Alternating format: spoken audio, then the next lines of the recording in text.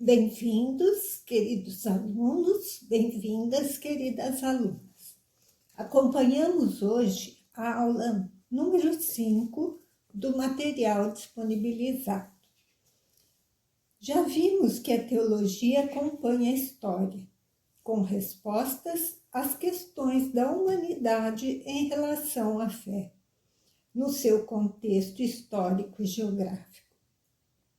Assim, em continuidade aos apóstolos, os padres da patrística responderam às questões teológicas da sua época, baseados no Evangelho de Jesus Cristo.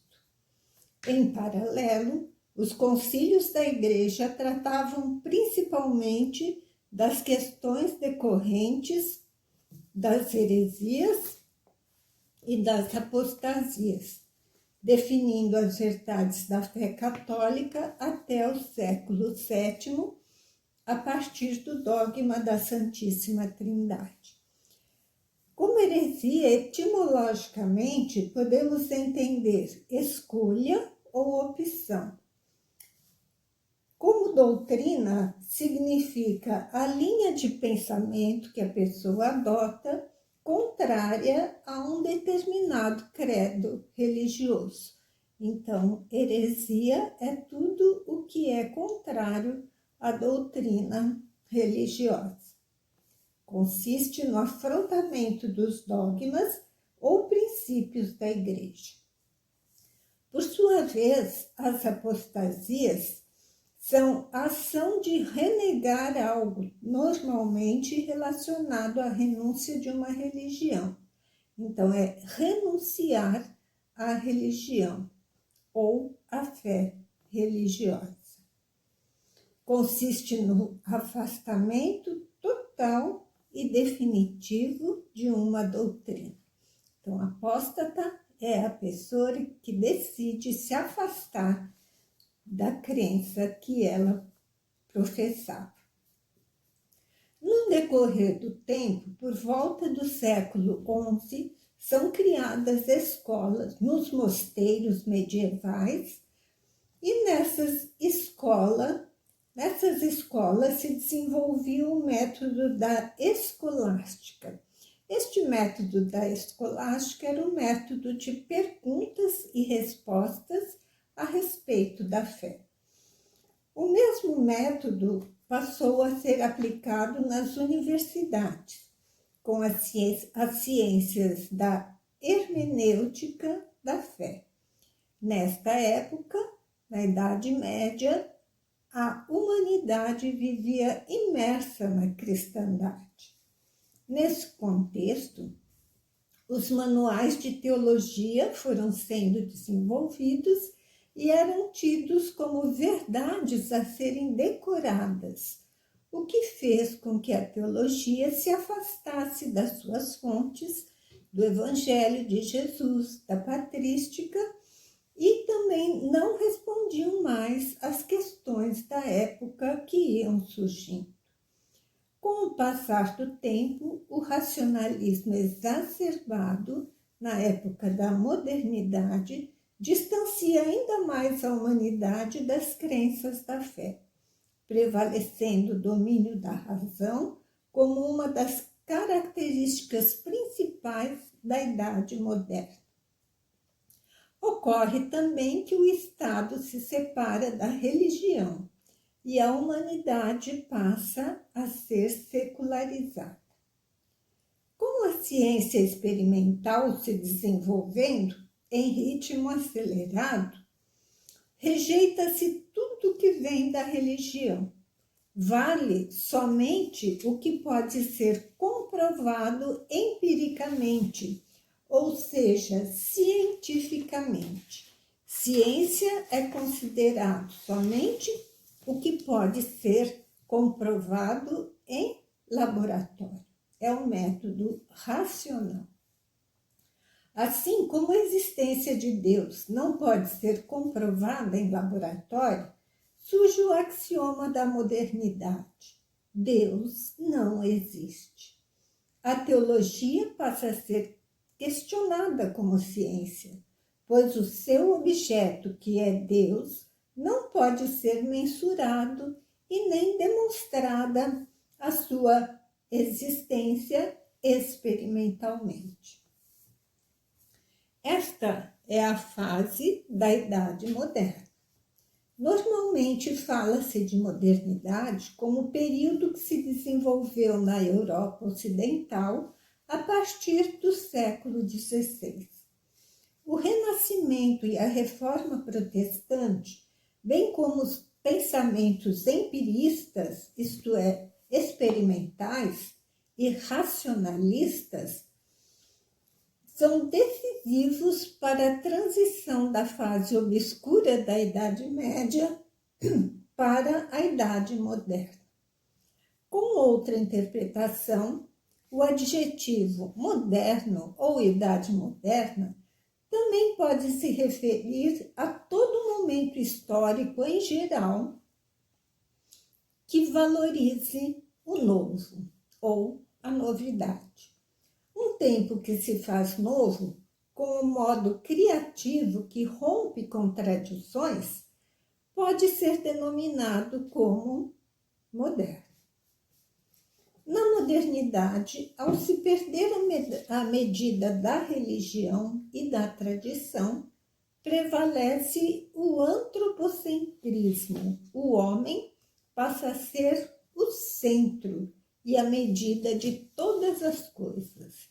O que vale para o homem é o que é bom para ele. E o individualismo, o que é bom para mim, sem me preocupar com o outro. O que me faz feliz, esta é a minha verdade. E para isso é que eu vou viver.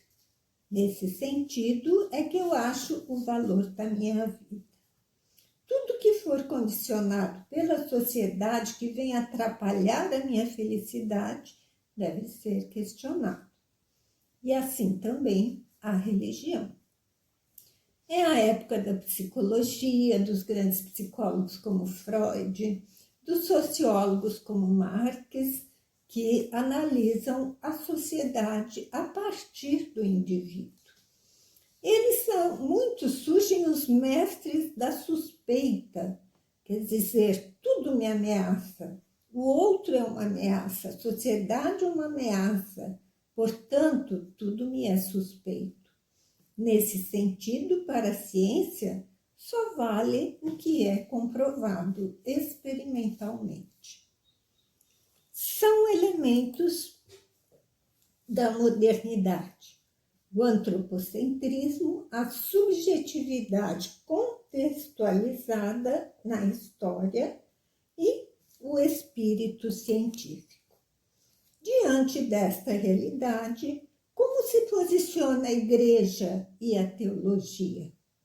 Perante os ataques à religião, a função da teologia passa a ser a defesa da fé católica, ou, em outras palavras, a apologética, expondo, debatendo e confirmando as verdades da fé católica e também condenando com sentenças condenatórias os que se colocam contrários à fé.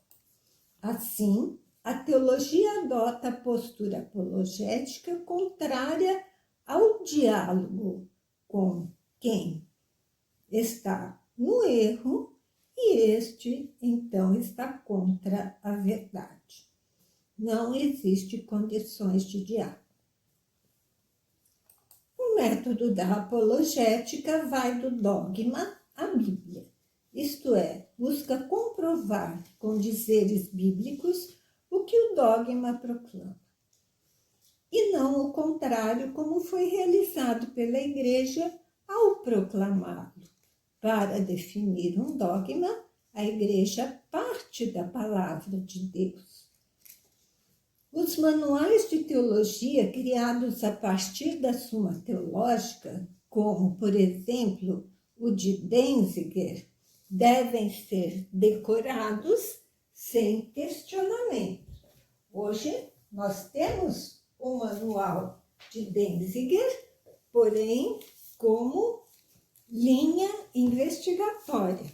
Imagine precisar decorar todo este manual como verdade indiscutível. E quem se colocasse fora da fé estava condenado.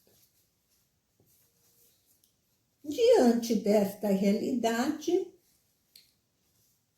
neste contexto, surge a teologia protestante, que afirma o cristocentrismo,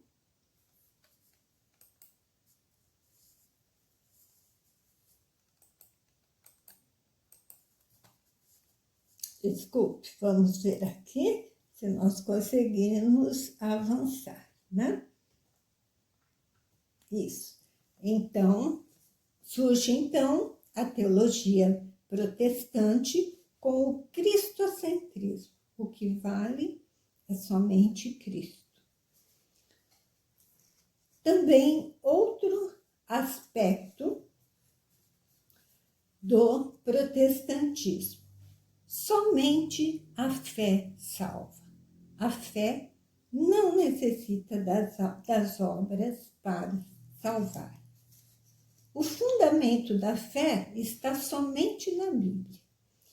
E a Bíblia deve ser interpretada livremente por qualquer pessoa, sem a necessidade do magistério da Igreja.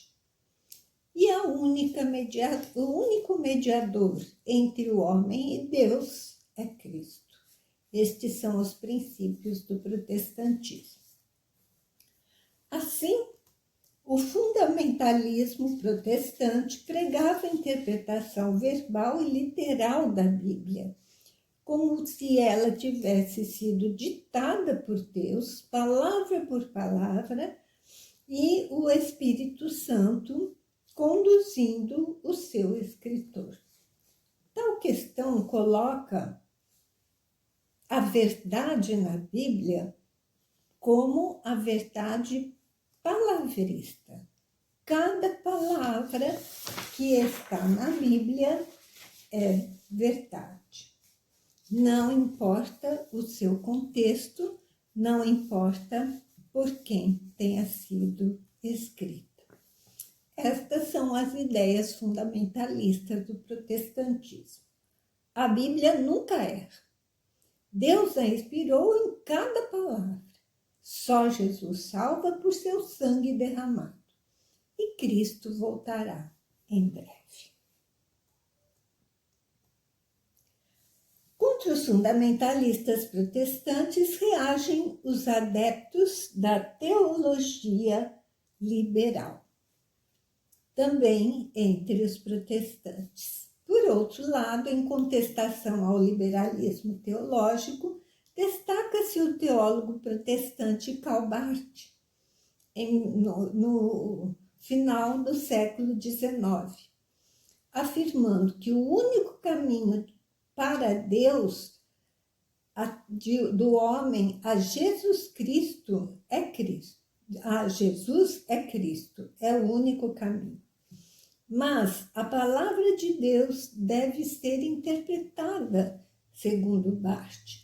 E esta ideia de interpretação da palavra de Deus, conforme o seu contexto, desagrada os fundamentalistas. Então, Barth, ao combater o liberalismo, fica desagradado tanto pelo lado dos fundamentalistas como pelo lado dos liberais. A teologia protestante antimoderna. Então, fundamentalismo, surge nessa época o pentecostalismo e o protestantismo de missão, contra também os liberais. Citam-se outros teólogos protestantes relevantes que se mantiveram em diálogo com a modernidade, tentando entendê-la, compreendê-la e dialogar com a teologia. Entre eles cita-se Bultmann com a teologia antimítica, isto é, contra o mito, e Moltmann, autor de Deus da Esperança, o Deus crucificado e Deus na criação. Esta é a característica da Igreja na Idade Média. Então, passando da fase da cristandade para a fase do Estado laico, também reage contra a Igreja Católica o protestantismo. Além do secularismo, a Igreja sofre com a divisão, com a separação do protestantismo. A Igreja Católica, então, se encontra no limiar, a caminho da sua grande renovação que vai acontecer no Vaticano II. Algo deve ser feito e o muro que separa a Igreja da sociedade deve ser rompido. E ao invés de muro, devemos construir pontes. Porém, em meio a essas controvérsias protestantes, surgem nomes modernistas, também entre os católicos, com sinais de mudança. Por exemplo, Blondel, que dizia o seguinte, que o ser humano possui tendência inata para a transcendência, o que é revelado pela ação humana. Alfred Lois era um professor católico que constata a necessidade de reformar o catolicismo, dando-lhe bases científicas e histórico-críticas. Porém, acaba se desviando da fé cristã.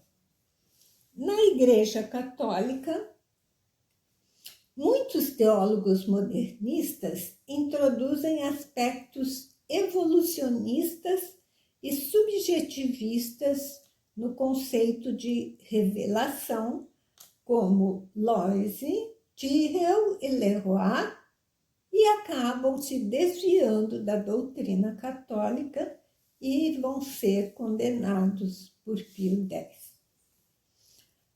Ainda na teologia moderna católica, a problemática da humanidade produz estudos na França e na Alemanha sobre a moral cristã, a moral familiar, as relações entre Estado e a Igreja, o progresso e as relações sociais, e também sobre espiritualidade, principalmente entre os dominicanos, destacando-se o humanismo cristão de Jacques Maritain. Dentre outras tentativas de mudança na modernidade, tomam força no meio católico o movimento querigmático de Jungmann, as teologias de Rahner, Lotz, Henri de Lubac e Danielou, em 1900, por volta de 1940. Estes são sacerdotes jesuítas e sacerdotes dominicanos que propõem a volta às fontes. Eles propõem que a teologia volte a buscar respostas para a época moderna nas suas fontes, na Sagrada Escritura e na patrística. Por quê? Porque os manuais que estavam sendo decorados com a doutrina da Igreja já não falavam a língua da atualidade, traziam a doutrina, mas a linguagem precisava ser outra. Estes sacerdotes estudam, né? Então buscam o estudo na Sagrada Escritura e na patrística. Surge também, em paralelo, um movimento litúrgico que vê a Igreja como comunidade e não somente composta pelo clero, A comunidade também faz parte da igreja. E o Papa Pio XII, em paralelo, também estimula a exegese bíblica, o estudo da Bíblia, na encíclica Divino Aflante Spiritu, onde ele diz que é importante se conhecer os gêneros literários, o contexto em que a Bíblia foi escrita para poder ser interpretada. São algumas iniciativas que vão surgindo na Idade Moderna e que o Espírito Santo suscita dentro da própria igreja para que se aproxime da sociedade e que traga respostas ao momento em que a sociedade está vivendo. No decorrer da modernidade, acontece nas 2 primeiras décadas do século XX a polêmica com a crise modernista de caráter intelectual, quando os protagonistas da cultura católica tentam dialogar com as modernas correntes de pensamento no campo científico. Como vimos, muitas ideias iam surgindo, ideias novas da ciência evoluindo, com novas ciências surgindo, principalmente no campo da psicologia, no campo da antropologia, e a igreja, alguns membros da igreja, buscam intelectualmente dialogar com as novas ciências. A partir do final da década de 40, reaparece o embate entre o catolicismo de conciliação e o catolicismo de rejeição. Então, alguns achavam que devia se buscar uma conciliação das novas ideias da modernidade com a doutrina católica. E outro grupo de dentro da igreja também rejeitava toda ideia que viesse da modernidade. Então, neste meio tempo, o embate mais acirrado está com os dominicanos e os jesuítas, que buscavam essa linha mais de conciliação, ambos na França e na Alemanha. Estas obras dão origem a uma nova interpretação da teologia chamada Nouvelle Teologia, ou seja, nova teologia, que se opunha ao intelectualismo escolástico, se opunha aos manuais, não é, da escolástica que traziam a doutrina. Aqueles manuais de perguntas e respostas prontas. A nova teologia propunha o aprofundamento do estudo dos padres da igreja e o do diálogo entre a teologia e a cultura moderna, e a aplicação do método histórico crítico para interpretar a Sagrada Escritura. Então, considerar o seu contexto, considerar a época em que os livros foram escritos, a realidade dos seus escritores, que não é anulada pela inspiração do Espírito Santo. Então, este era o entendimento desta nova escola, essa nova teologia. Porém, então destacam-se nessa escola, não é, da nova teologia, nessa nova linha. Não era uma escola física, mas era uma nova linha de pensamento. Destacam-se grandes nomes católicos como Yves Congar, Jean Danielou, Bouillard, Henri de Lubac e Chenu. São nomes que nós precisamos conhecer e nos familiarizar com eles. Vamos ver por quê. Devido à tempestividade dessas ideias, o Papa Pio XII condena esta nova teologia a ponto de intervir de modo oficial com a publicação da encíclica Humanis Generis. Nesta encíclica, Pio XII dizia também que o magistério da Igreja não proíbe o estudo da doutrina do evolucionismo. Então, estes nomes que estavam sendo admoestados pelo Papa, esses teólogos, sacerdotes jesuítas e dominicanos, eles propunham o diálogo com a ciência, mas a preocupação do Papa é que neste diálogo se extrapolasse e que a doutrina católica se visse ameaçada. Então, o que o Papa fala nessa encíclica? Ele diz o seguinte, que a fé católica defende que as almas são criadas imediatamente por Deus. As almas são criadas por Deus. Mas isto não significa que se proíba a doutrina do evolucionismo. Por quê? Porque ela busca a origem do corpo humano em matéria viva pré-existente. Então, ele fala que enquanto corpo humano, o corpo se desenvolve. Porém, o espírito, este é sempre as almas, a alma, o que dá vida a este corpo, é sempre o sopro de Deus.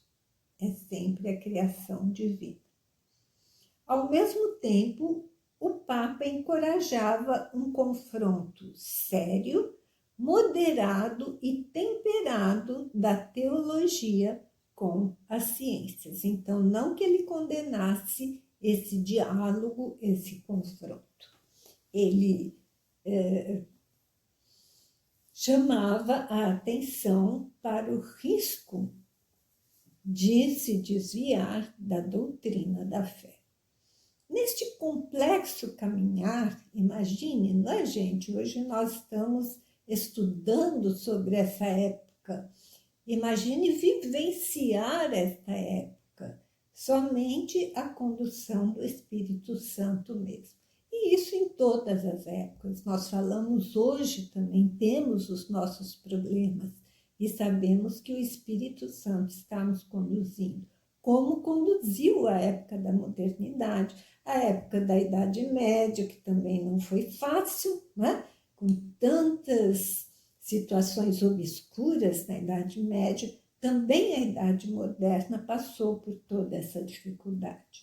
Então, neste complexo caminhar da modernidade, em meio às controvérsias para o diálogo da ciência com a fé, é da parte que se mantém fiel ao Senhor que sai a renovação da igreja, como diz a palavra de Deus. Naquele dia, os remanescentes confiarão no Senhor, no Santo de Israel, com toda a fidelidade. E um remanescente voltará para o Deus Todo-Poderoso. E assim acontece em todas as épocas. Sempre um resto é inspirado por Deus. Um resto são aqueles que são chamados assim, não é? Aos fiéis, aos que se mantêm fiéis ao Senhor.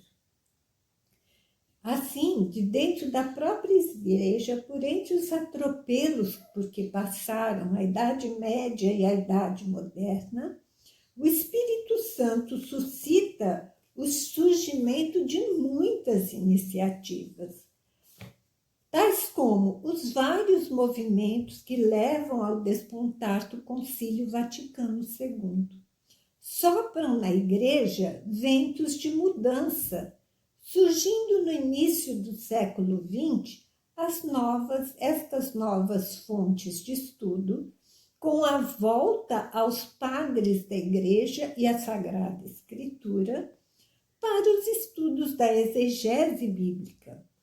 Também a história das religiões desenvolve-se como ciência e a história da Igreja e dos dogmas, com os estudos prosperando para dar muitos frutos. Estamos, então, no limiar do Vaticano II, por volta de 1950, com os manuais de teologia sendo reinterpretados. Então, não vamos jogar fora o que veio do passado, vamos aproveitá-los e vamos reinterpretá-los. Então, este manual do próprio Denzinger, que era tomado como manual para ser decorado, este manual atual já é uma reinterpretação daquela volta à teologia escolástica. Esse aqui é o Denzinger e Runermann. Então, hoje, quando se fala em Denzinger, não se fala mais somente Denzinger, senão daquela ideia, daquele manual para ser decorado. Mas Denzinger e Runermann, os dois juntos, Runermann veio dar a Denzinger uma interpretação para os dias de hoje. E este é um compêndio que todos nós, teólogos, precisamos ter. Então, vocês já se organizem para adquirir esse compêndio quando precisar. Aí está toda a base de todos os concílios realizados, as verdades da fé declaradas pelos concílios. Então, esta volta, à patrologia, aos padres da igreja, veio trazer aos manuais uma nova interpretação. Olha só que maravilha, outro grande nome da teologia contemporânea, também da época, que procurou associar a doutrina católica à ciência do evolucionismo, foi Teilhard de Chardin, inicialmente também a igreja com muito cuidado, vendo, acompanhando seus estudos, enfim, reconheceu como grande colaboração para esta possibilidade de associação da teoria evolucionista com a doutrina da igreja. Então, mais um nome para nós estudarmos e quem se interessar, procurar desenvolver um pouquinho mais. Teilhard de Chardin com a sua visão de evolução. Também um sacerdote jesuíta. Combinava ciência e mística. E Yves Congar, defensor da teoria do laicato. Então, Congar dizia que na liturgia não era somente o sacerdote que celebrava, mas toda a comunidade celebra. Destacam-se outros nomes também, como, por exemplo, Erasmo, Fuchs, Leclerc e Haren, que promovem a renovação da teologia moral e espiritual, associando a psicologia à teologia. Karl Rahner inicia a teologia transcendental e Eduard Schillebeeckx, que elabora obras de teologia sistemática. Então, são teólogos do início do século, por volta do século XX, por volta de 1950, que colaboraram muito com seus estudos para essa renovação da igreja. Então, toda essa renovação na teologia da modernidade prepara o grande evento do século XX, o Concílio Vaticano II. E menos de 15 anos após, esses mesmos teólogos da Nouvelle Théologie, da teologia nova, da linha da nova teologia, menos de 15 anos depois, esses mesmos teólogos que haviam sido censurados pelo Papa Pio XII, alguns foram convidados por João XXIII para atuar como peritos no Concílio Vaticano II, sendo também nomeados cardeais.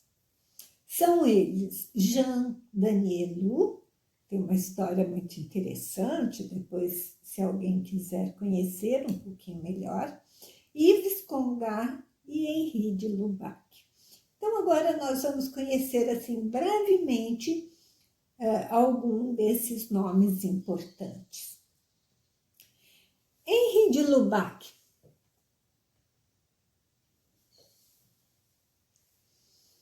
Quando foi designado pelo Papa João XXIII como consultor da preparação teológica do Vaticano II, Henri de Lubac, um francês, sacerdote jesuíta, era um dos teólogos mais influentes do catolicismo. Ele nasceu na França em 1896, estudou com os padres jesuítas e em 1913 se tornou jesuíta.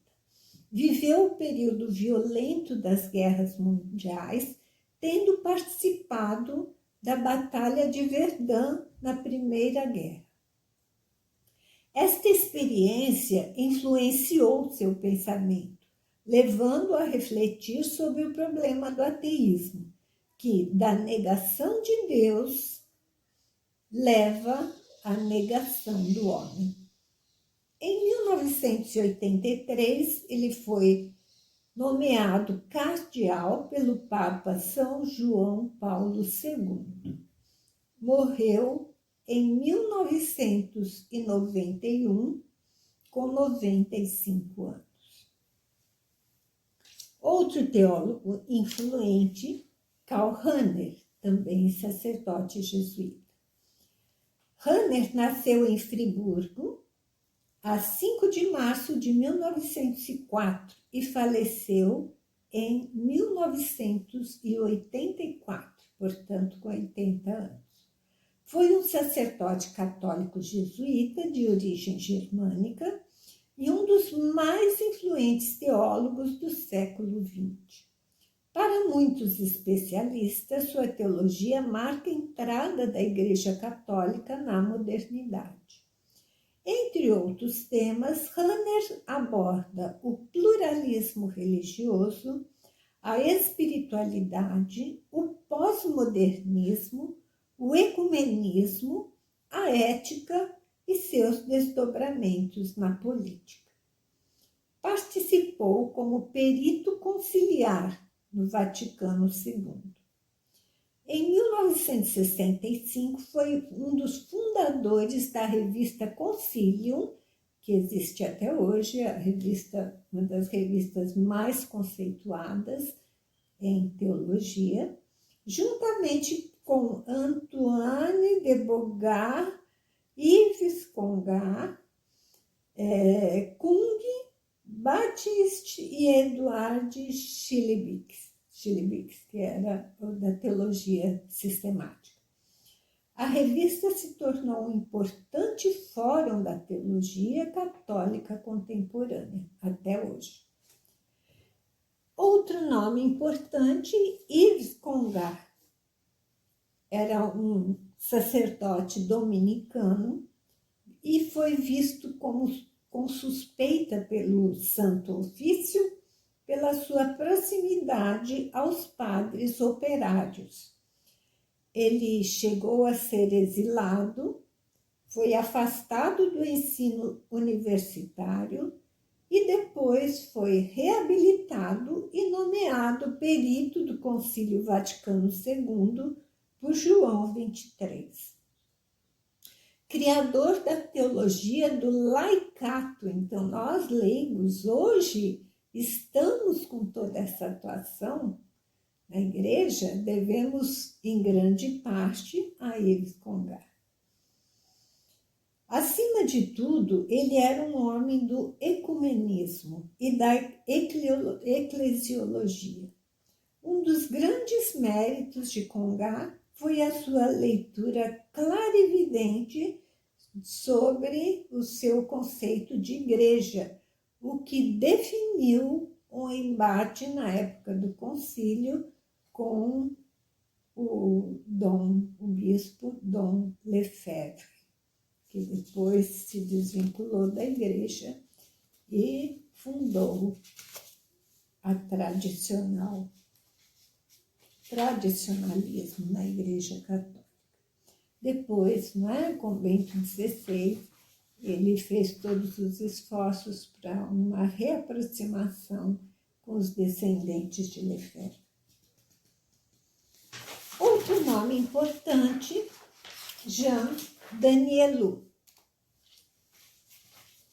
Vejam só como é rica e como o Espírito Santo conduz a história em que vivemos. Nós estamos inseridos nessa história.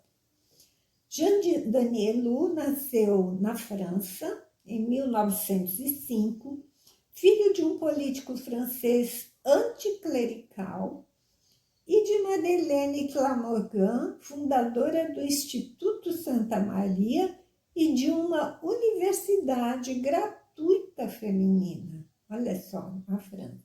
Então, sua mãe era muito católica, muito atuante, e o pai era um político anticlerical. Danielou entrou na Companhia de Jesus em 1929 e em 1938 ele foi ordenado sacerdote. Formou-se em teologia em 1942 e foi capelão de um colégio feminino em Sèvres, na sua cidade natal. No mesmo ano, fundou em colaboração com Henri de Lubac a revista Sources Chrétiennes, quer dizer, Fontes Cristãs, que publicava estudos sobre os padres da igreja, então nesta volta às fontes, e participou também como especialista do Concílio Vaticano II, sob pedido direto do Papa João XXIII. Ele faleceu inesperadamente em maio de 1974 por ataque cardíaco. Como teólogo, estudou a conexão entre fé e teologia contemporânea, o problema da verdade e a relação entre natureza e graça, e aprofundou também o tema do marxismo. Então, como aprofundamento do nosso tema, a nossa proposta é que vocês pensem um pouquinho como deve ter acontecido que o Papa Pio XII censura alguns teólogos e, após poucos anos, outro Papa, João XXIII, convida estes mesmos teólogos para atuarem como peritos no Vaticano II. O que terá acontecido neste meio tempo, neste prazo destes 15 anos? Mudou a doutrina? Será? Ou o que aconteceu? E qual ensinamento este fato traz à teologia de hoje? Vamos pensar um pouquinho neste sentido. E a partir da modernidade, nós temos aqui algumas afirmativas para vocês escolherem uma e se posicionarem em relação à afirmativa escolhida. Bons estudos e que vocês possam aprofundar nos nossos livros base, no capítulo 4 da Casa da Teologia e no capítulo 3º de Introdução à Teologia de Libã. Obrigada e bons estudos!